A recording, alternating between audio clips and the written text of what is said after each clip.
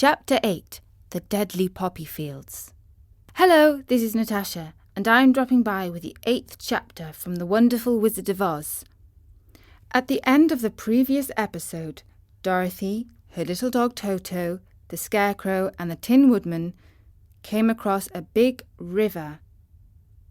And the Tin Woodman began to make a raft. But it was growing dark, and the friends fell asleep. Our little party of travellers awakened the next morning refreshed and full of hope. And Dorothy breakfasted like a princess off peaches and plums from the trees beside the river. Behind them was the dark forest they had passed safely through, although they had suffered many discouragements. But before them was a lovely sunny country that seemed to beckon them on to the Emerald City. To be sure, the broad river now cut them off from this beautiful land. But the raft was nearly done, and after the Tin Woodman cut a few more logs and fastened them together with wooden pins, they were ready to start. Dorothy sat down in the middle of the raft and held Toto in her arms. When the Cowardly Lion stepped upon the raft, it tipped badly, for he was big and heavy. But the Scarecrow and the Tin Woodman stood upon the other end to steady it, and they had long poles in their hands to push the raft through the water. They got along quite well at first, but when they reached the middle of the river, the swift current swept the raft downstream farther and farther away from the road of the yellow brick, and the water grew so deep that the long poles would not touch the bottom.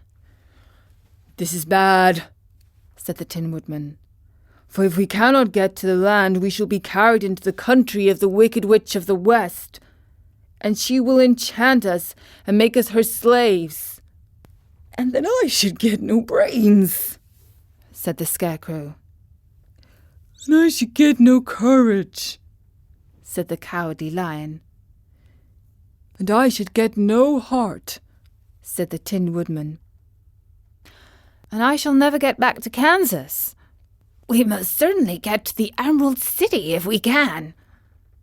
And he pushed so hard on his long pole that it stuck fast in the mud at the bottom of the river, and before he could pull it out again or let go, the raft was swept away and the poor Scarecrow left clinging to the pole in the middle of the river.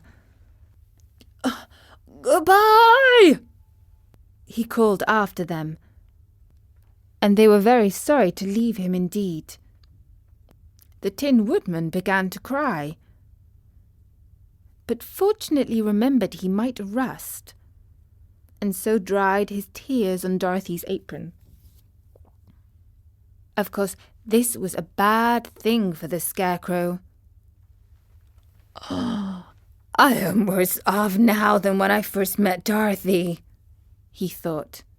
"Then I was stuck on a pole in a cornfield, where I could make believe scare the crows at any rate. But surely there is no use for a Scarecrow stuck on a pole in the middle of the river.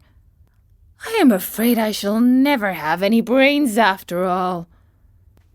Down the stream the raft floated, and the poor Scarecrow was left behind.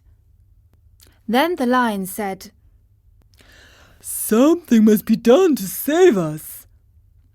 I think I can swim ashore and pull the raft after me, if you will only hold fast to the tip of my tail." So he sprang into the water, and the Tin Woodman caught fast hold of his tail. When the Lion began to swim with all his might towards the shore, it was hard work, although he was so big, but by and by they were drawn out of the current. And then Dorothy took the Tin Woodman's long pole and helped push the raft to the land. They were all tired out, and when they reached the shore at last, and stepped off upon the pretty green grass, they also knew that the stream had carried them a long way past the road of yellow brick that led to the Emerald City. "What shall we do now?" asked the Tin Woodman, as the Lion lay down on the grass to let the sun dry him. "We must get back to the road in some way," said Dorothy. "The best plan will be to walk along the river bank until we come to the road again," remarked the Lion. So when they were rested, Dorothy picked up her basket, and they started along the grassy bank to the road from which the river had carried them. It was a lovely country, with plenty of flowers and fruit trees and sunshine to cheer them. And had they not felt so sorry for the poor Scarecrow, they could have been very happy. They walked along as fast as they could, Dorothy only stopping once to pick up a beautiful flower, and after a time the Tin Woodman cried out, "Look!" Then they all looked at the river and saw the Scarecrow perched upon his pole in the middle of the water, looking very lonely and sad. "What can we do to save him?" asked Dorothy. The Lion and the Tin Woodman both shook their heads, for they did not know. So they sat down upon the bank and gazed wistfully at the Scarecrow until a stork flew by, which, upon seeing them, stopped to rest at the water's edge. "Who are you, and where are you going?" asked the stork. "I am Dorothy," answered the little girl, "and these are my friends, the Tin Woodman and the Cowardly Lion, and we are going to the Emerald City."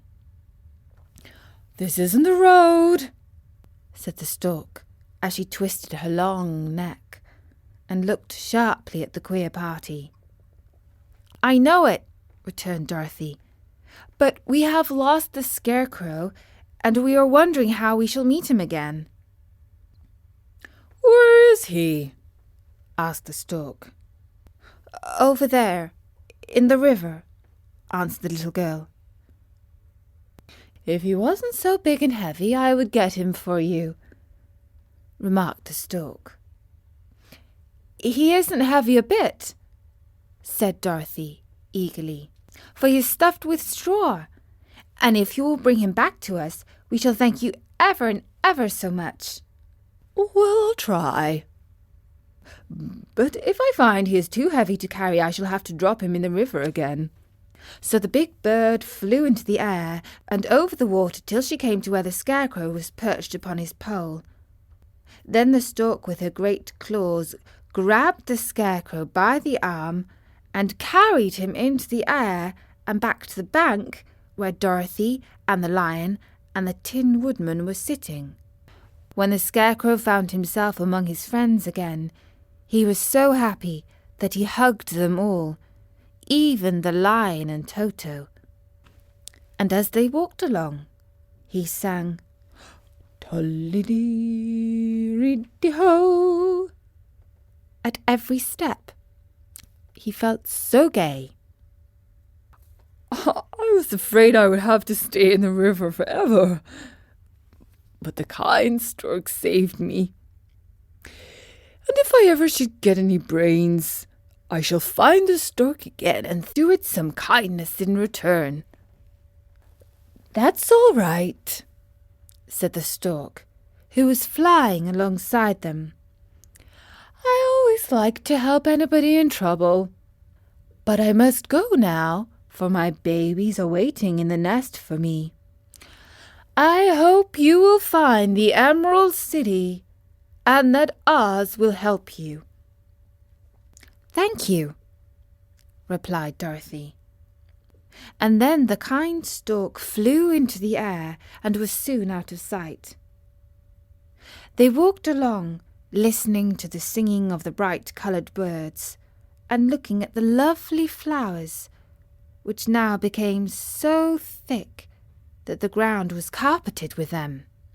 They were big yellow and white and blue and purple blossoms, great clusters of scarlet poppies which were so brilliant in colour they almost dazzled Dorothy's eyes.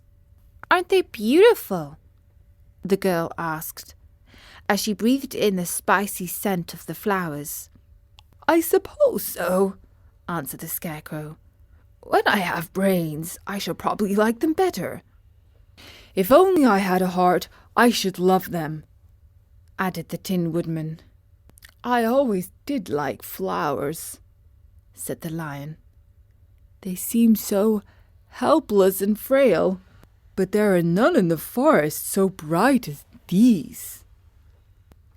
Now they came upon more and more of the big scarlet poppies, and fewer of the other flowers, and soon they found themselves in the midst of a great meadow of poppies.